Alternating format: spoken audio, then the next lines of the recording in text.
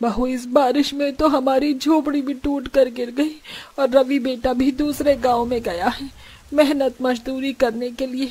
अब हम सब कहाँ जाए? अरे जाना कहाँ है, जहाँ हमारा बेटा है हम भी वहीं जाएंगे। वैसे भी 2 महीने से वो वहाँ काम कर रहा है, तो उसने कुछ पैसे तो जमा कर ही लिए होंगे। पर पापा, कल ही तो रवि जी ने आपसे बात करी थी। उन्होंने आपको बताया था कि जहाँ वो काम कर रहे थे उस मालिक ने उन्हें पैसे नहीं दिए हैं। पर भाभी, हम बारिश में ऐसे रोड पर तो खड़े नहीं रह सकते ना। अरे तुम सब सोच क्या रहे हो? चलो हम दूसरे गांव में चलते हैं, जहां हमारा बेटा हमारे लिए मजदूरी कर रहा है। जहां वो रहता होगा हम भी वहीं रहेंगे। गरीब ईशा अपने गरीब ससुराल के साथ बारिश में भीग रही थी और उसकी आंखों के सामने ही उसका घर टूट चुका था, जिस वजह से वो लोग अपना सारा सामान लेकर रवि के पास जा पहुंचते हैं। रवि अपने परिवार को बारिश में देख बहुत हैरान होता है और उनसे कहता है, ईशा, रिया, माँ, पापा, आप सब यहाँ बारिश में? हाँ बेटा, क्योंकि हमारी झोपड़ी इस बारिश को झेल नहीं पाई और हम रोड पर आ गए। हमारे पास रहने के लिए कोई दूसरी जगह नहीं थी, इसीलिए हम तेरे पास आ गए। सोचा जहाँ तू रहता है हम भी वहीं रह लेंगे और तेरे कामों में तेरी मदद करवा देंगे। पर माँ, मैं तो फुटपाथ पर रहता हूँ, आप लोग यहाँ क्यों आ गए मेरे पास? मेरे पास अब कोई काम नहीं है, मैं खुद बेरोजगार हूँ। आपको मैंने कल बताया तो था, मैं जिस मालिक के पास काम कर रहा था उसने हम मजदूरों से काम करवा कर हमें पैसे देने से मना कर दिया। इसलिए हम सभी मजदूरों ने उनका काम करना छोड़ दिया। मेरे सभी दोस्तों को अलग अलग जगह पर नौकरी मिल गई, बस मैं ही हूँ जो अब तक भटक रहा हूँ। रवि, आप इतना दुखी क्यों होते हैं? वहाँ पर भी हम भटकते और यहाँ पर भी हम भटक रहे हैं, पर खुशी इस बात की है मुझे कि बारिश में हमारा पूरा परिवार एक साथ है। चलिए हम सर छुपाने की कोई जगह देखते हैं। ईशा अपने गरीब ससुराल वालों के साथ बारिश में दर दर की ठोकरें खाने लगती है। वो जंगल में आ जाते हैं, पर उन्हें रहने के लिए कोई जगह नहीं मिलती। अब कुछ देर के लिए बारिश रुकती है और पूरा परिवार चलते चलते जंगल में एक पेड़ के नीचे जा बैठता है। तभी रिया अपनी भाभी से कहती है, माँ, भाभी, मुझे बहुत भूख लग रही है। कल से मैंने कुछ नहीं खाया। भाभी, पोटली में देखिए ना, शायद कुछ खाने को मिल जाए। हाँ बहू, भूख तो मुझे भी बहुत तेज लग रही है। मैंने एक डब्बे में भुने हुए चावल रखे थे, देख वो चावल बचे हैं या नहीं। हाँ पापा जी, अभी देखती हूँ। और वैसे 2 रोटी भी रखी हैं, पर वो सूख गई हैं।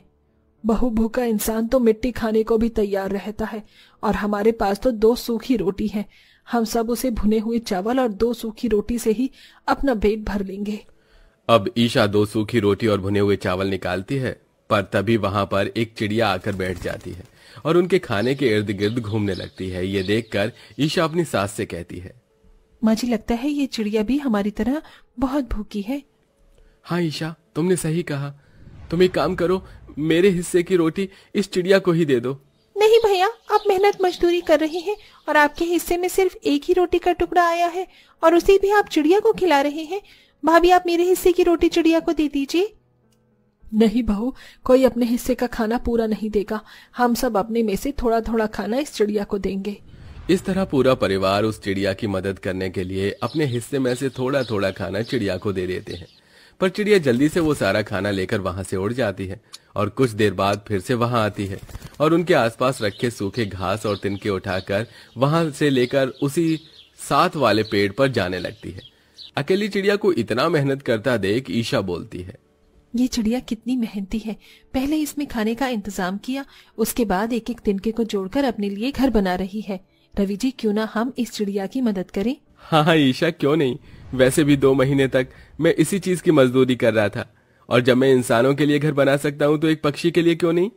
भैया, मैं भी इसमें आपकी मदद करूंगी। इससे पहले दोबारा बारिश हो जाए और बेचारी चिड़िया का घोंसला रह जाए। हम सब मिलकर इस प्यारी सी चिड़िया के लिए एक घोंसला बनाते हैं।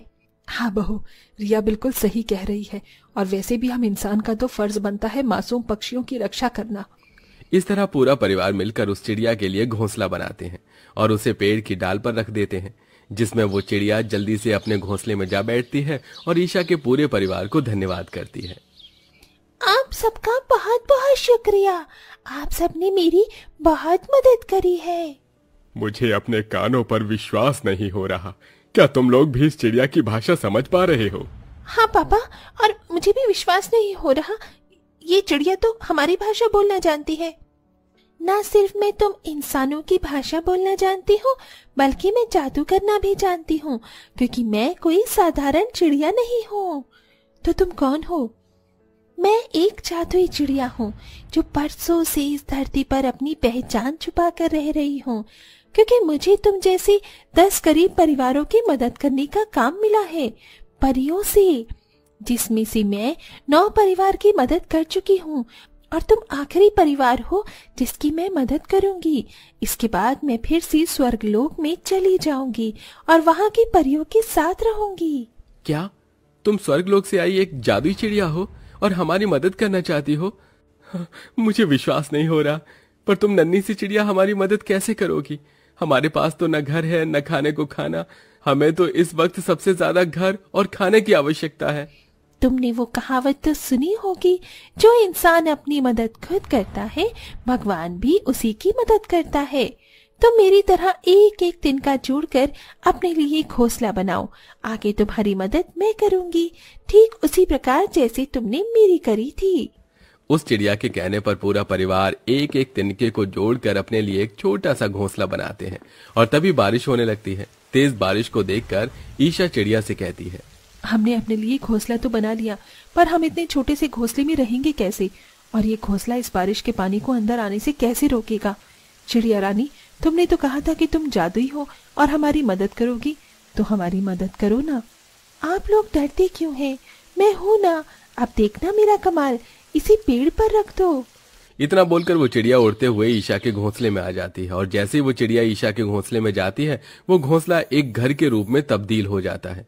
अब पूरा परिवार एक साथ उस घर में रहता है और उनके घोंसले के घर में कुछ नहीं था। वो लोग घोंसले पर बैठकर बाहर हो रही बारिश को आराम से देख रहे थे। तभी चिड़िया ईशा के घोंसले में जाती है और उससे कहती है, घोंसले में बैठकर बाहर हो रही बारिश को देखने में अच्छा लग रहा है ना, पर मैं जानती हूँ तुम और तुम्हारा परिवार बहुत भूखा है, इसीलिए तुम चिंता मत करो, मैं तुम्हारी पूरी मदद करके जाऊंगी। पर वो कैसे? ईशा के इतना बोलते ही चिड़िया उस घोंसले के अंदर चारों तरफ उड़ने लगती है और जहां जहां से चिड़िया उड़कर जाती है वहां पर जरूरत की चीज अपने आप आ जाती है और देखते ही देखते घोंसले का घर अंदर से बेहद सुंदर बन जाता है। मुझे यकीन नहीं हो रहा, इस घोंसले के अंदर तुमने हमें वो सारी चीज दे दी जिसे हमने सपने में भी नहीं देखा था। तुमने मेरा घोंसला बनाने में मेरी मदद करी थी और मुझे खाने को भी दिया था। जब तुम मेरा पेट भर सकती हो और इस बारिश में मुझे घर बनाकर दे सकती हो, तो मैं तुम्हारी मदद क्यों नहीं कर सकती? इतना बोलकर चिड़िया वहां से उड़ जाती है। जिसके बाद रवि कुछ सामान लाने बाहर निकला था तो वहीं बारिश में भीगता हुआ वहां एक आदमी आता है जो उसे देखकर कहता है, अरे भाई, तुम तो वही आदमी हो ना जो उस मोटू सेठ के पास काम कर रहा था। तुमने उसके पास काम छोड़ दिया क्या? हाँ भाई साहब, क्योंकि उसने 2 महीने हमसे काम करवाया। हमने उसके और उसके जानकार के घर बनाए, पर उन्होंने न तो हमें घर दिया और न ही पैसे। मुझे तो पता ही था वो मोटू सेठ ऐसा ही है। पर भाई, क्या तुम मेरे पास काम करोगे? मैं तुम्हें समय समय पर पगार दूंगा, बस तुम्हें मेरे लिए काम करना होगा। हाँ भाई साहब, मुझे मंजूर है। आप जो काम बोलेंगे मैं उसे पूरी ईमानदारी के साथ करूंगा। तो फिर ठीक है, पास वाले गांव में कल आ जाना, मैं तुम्हें बस स्टैंड पर मिलूंगा। इतना बोलकर वो आदमी वहां से चला जाता है। जिसके बाद चिड़िया रवि के पास आती है और उससे कहती है, रवि, अब वो तुम्हारी सारी समस्या खत्म हो गई ना?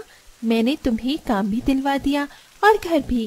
और एक बात और, अब मेरे यहाँ से जाने का समय हो गया है, पर तुम्हें और तुम्हारे परिवार को जब भी मेरी जरूरत हो तो तुम इस जादुई घर से कह देना। ये जादुई घोंसले का घर मुझे सिग्नल भेज देगा और मैं यहाँ वापस आ जाऊंगी। इतना बोलकर वो चिड़िया वहां से चली जाती है। जिसके बाद ईशा अपने ससुराल वालों के साथ घोंसले के घर में रहती है जो अंदर से जादुई था। तो वहीं रवि भी अब मेहनत मजदूरी करके